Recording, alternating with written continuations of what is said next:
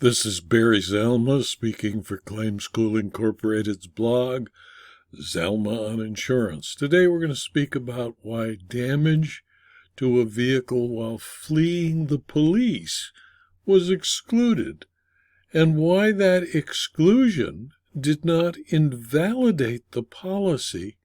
It merely stopped a claim. Jerquavius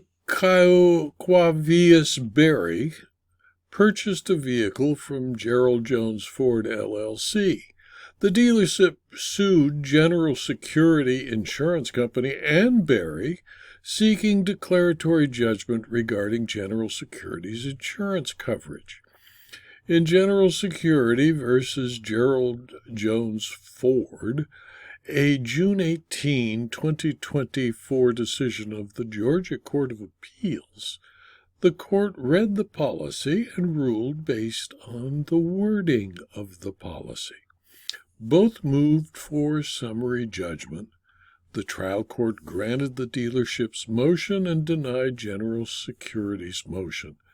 General Security appealed, and the Court of Appeals' decision turned on whether a denied claim renders an insurance policy invalid. In order to purchase the vehicle, Berry presented evidence of insurance with Falls Lake National Insurance Company to the dealership 3 days after he purchased the vehicle. While fleeing police in Virginia, Berry crashed the vehicle, causing a total loss. Berry was later found guilty of the crimes he had committed, including the fleeing from the police. Perhaps because Berry was in jail and did not respond to the lender Exeter's inquiries, it rejected the note and returned it to the dealership. The dealership made a claim for the vehicle under Berry's Falls Lake insurance policy, but that policy provided that claims for property damage were excluded from coverage because Berry was fleeing the police when the vehicle sustained a total loss. The dealership submitted a claim for Berry's vehicle to General Security, but General Security denied the claim, stating that the loss did not fall within the policy's coverage. The dealership filed the underlying declaratory judgment action against General Security, and the dealership's insurance policy with General Security provided coverage for insured vehicles until the vehicle was sold or leased by the dealership, or if the buyer's insurance proved to be invalid at the time of loss to the covered vehicle. Since Berry provided evidence of insurance and the dealership was not fully paid, the only dispute at issue to the Court of Appeal was whether Berry's Falls Lake policy was invalid at the time of the loss. The Court of Appeals undertook a 3-step process in the construction of the contract. 1. The first of which was to determine if the instrument's language was clear and unambiguous. 2. If the language was unambiguous, the court simply enforces the contract according to its terms. And 3. Looks to the contract alone for the meaning. When a contract term is not expressly defined, the court looks to the usual and common meaning of the term. A policy is invalid when coverage applies but becomes invalidated through the actions of the insured.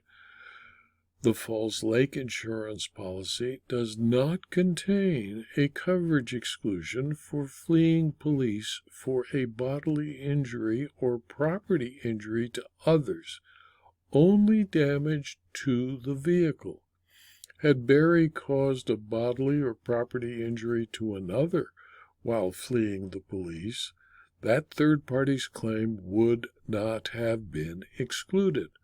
The Falls Lake policy was, therefore, in full force and effect at the time of the occurrence, and coverage was not invalidated. It simply did not apply, and therefore there was no right of the dealership to collect on its policy because the false lake policy had not been found to be invalid.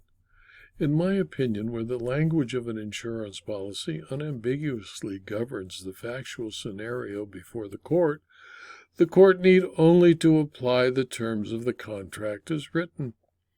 The general security policy language unambiguously does not cover such claims unless the purchaser's insurance policy was invalid at the time of the loss. That is, had it been canceled or rescinded before the loss. Since Berry's policy with False Lake was not invalid at the time of the loss, the trial court erred by granting summary judgment to the dealership.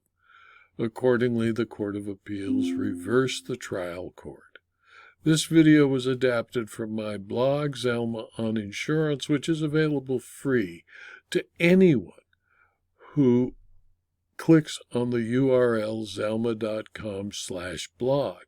You can subscribe to the blog and you'll be advised of every blog posting, usually 5, sometimes 6 a week, and you'll have access to the more than 4,800 blog postings. You can also subscribe to this video on rumble.com or youtube.com. They're free, and you will also gain access to all of the videos. If you're interested in more detail about insurance, insurance claims, insurance fraud, or insurance law, please consider subscribing for a very small fee to my Substack publication, and please tell your friends and colleagues about the blog and the videos and let them subscribe as well. And if you watch the video, I'd appreciate it if you click on the like button at YouTube or the thumbs up button on rumble.com. Thank you for your attention.